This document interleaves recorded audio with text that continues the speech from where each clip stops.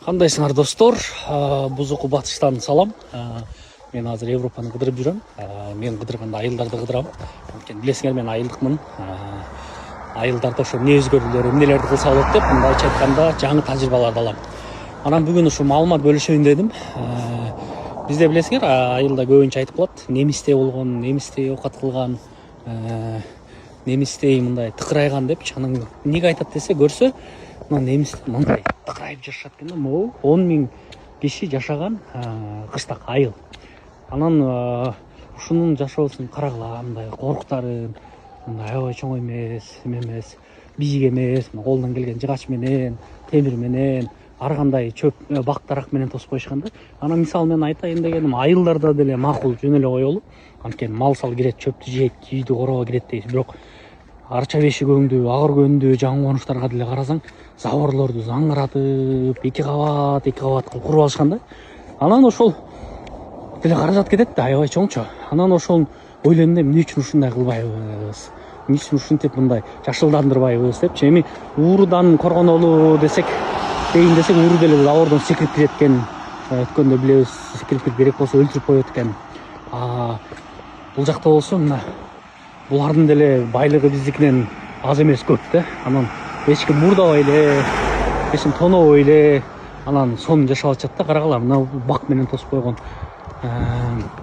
Ошону айтайын деген нерсе, биз мындай башкача форматка өтсөк кандай болот? Мисалы, эми шаарда жаңы конуштарда мал сал деле жок, башка деле нерсе жок.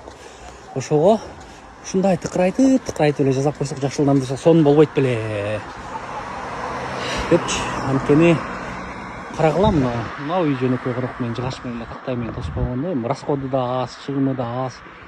Анан мурун айылда бир окуя болот эле, мисалы забору бар, жанагы стенасы барлардын үйүнөн оокат деген жоголо берет эле. Анан мындай эшиктери ачык турган жерде жоголчу эмес да.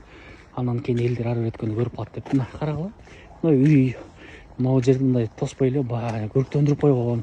Анан могу үйлөргө мисалы салынганына бир 80-90 жыл бери дегенде болгон да.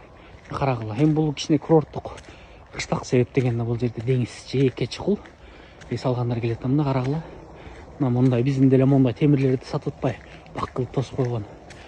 Карагалачы, керемет. Ушинтип үлгү алалы. Кече бул жакта видеого тартып атсам, көп жазышты, бул жакта мал жок да, мал кармашпайт деп. Анан мен ошону тартайын дедим, себеби могу үйлөрдүн артында баарында ферма бар. Кой кармашат, уй кармашат, жылкы кармашат. Анан бул жакта мен уй жана жылкы кармаган фермага баратам. Мына кече могу артымды тартып көрсөткөм. Мына могу үйлөрдү, бул үйлөрдү мына мондай тартып көрсөткөм. Могул жака барам. Могул жакта мына уй ферма турат. Анын ар жагында жылкы ферма бар. Булар деле мал багат. Бирок биздикинде жанагындай саны көп, сапаты жок эмес, же болбосо ар бир үйдө бирден экиден кармап ошонун көзүн карабайт. Бул баардыгы ирилешип, мындай ферма кылып, сапатташтырып, ошол менен чоң мындай ичкана алышат. Эми анын баары деп болсо керек. Анан экинчи бөлүк айтышты, эл өзгөрүш үчүн, биздин коруктар оңолуш үчүн адамдын аң сезими өзгөрүш керек деп. Туура, адамдын аң сезими өзгөрүш керек. Ал үчүн мен ойлойм, бул 3 чоң фактор бар. Ал үчүн бизде жакшы билим болуш керек. Аң сезим өзгөргөнгө. Экинчи нерсе, биздин чөйрөбүз жакшы болуш керек. Үчүнчү нерсе, биз кыргыздар ушунчалык өзгөргөнгө батпыз. Табыл дегенде биз айттык эле, кыргыздын көзүндө депчи. Ошо биз көрүшүбүз керек да. Ошон үчүн мен көрсөтөйүн дедим. Мына карасаң, койлор оттоп жүрөт могу жерде, жүндүү койлор. Бизде меранос деп коет, ошол сыяктуу. Анан могу уй ферма. Мына фермаларга жолдор ушундай. Бул жакта эми келгенде бар эле билет. Айылдардын ичинде жолдор бүт эле ушундай. Мына дагы бир корук. Мына биздикине окшош корук экен. Онун ичинде уйларды багышат, саан уйларды. Ушул жерде саан уй кармашат. Анан могунун ичинде жылкы кармашат. Азыр мына көрүңөр, тетинде кетип баратам. Жылкылар жайылып жүрөт. Кулунду бээлер, үйүр жылкылар бар биякта.